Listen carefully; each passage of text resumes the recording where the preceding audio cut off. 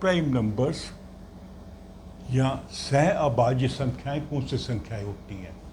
आप जानते हैं कि प्राइम नंबर वो होते हैं जिनके दो ही फैक्टर होंगे।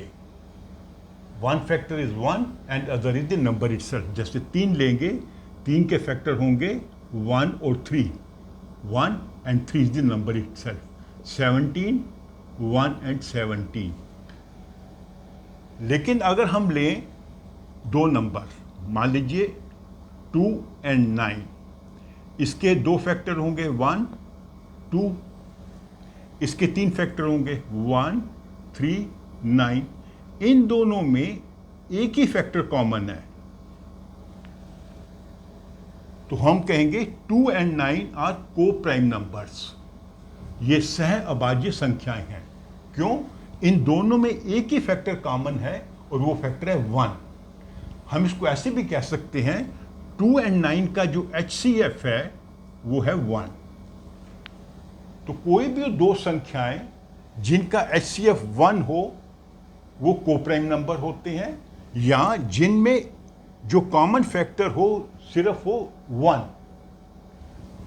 अभी मान लीजिए हम लेते हैं 2 and 8। 2 का हो गया 1 and 2, 8 का हो गया 1, 2, 4 and 8। इसमें दो फैक्टर कॉमन है, तो ये कोप्राइम नंबर्स नहीं है। हम लेते हैं 9 and 16। 1, 3, 9, 1, 2, 4, 8, 16।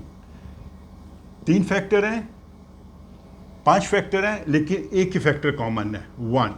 तो 9 and 16 आर कोप्राइम नंबर्स। तो कोप्राइम नंबर्स जो हैं जरूरी नहीं है कि प्राइम नंबर्स हों, वो दोनों कंपोजिट नंबर्स भी हो सकते हैं। ऐसा कंपोजिट नंबर का भी आपको एग्जांपल बताता हूं। मान लीजिए 16 और 27, इसका आप देखेंगे इसमें भी कॉमन फैक्टर 1 होगा, क्योंकि इसका होगा 1, 2, 4, 8, 16। 27 का हो गया 1, 3, 9, 27। एक ही फैक्टर कॉमन है, दोनों कंपोजिट नंबर हैं। इनका HCF 1 होगा क्योंकि इनका एक ही फैक्टर कॉमन है, दैट फैक्टर इज 1। तो ये कोप्राइम नंबर्स हैं। ये कोप्राइम नंबर्स नहीं है क्योंकि दो फैक्टर कॉमन है। ये कोप्राइम नंबर्स हैं क्योंकि एक फैक्टर कॉमन है। ये भी कोप्राइम नंबर है क्योंकि एक फैक्टर कॉमन है।